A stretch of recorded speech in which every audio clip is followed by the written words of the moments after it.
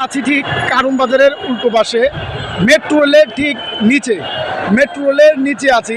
আমরা দেখতে পাচ্ছি এক ভাইয়ের হাতে একটি মানে সুটকেস, যেটা মানে আপনার কারণ গণভবন থেকে আনা হয়েছে। অর্থাৎ গণভবনে যা ছিল মানুষ সব নিয়ে গেছে, পুরুষ মহিলা শিশু বাচ্চা এমনকি যে যে দলই করুক না কেন সবাই নামছে এই স্বৈরাচার সরকারের পতন ঘটাতে।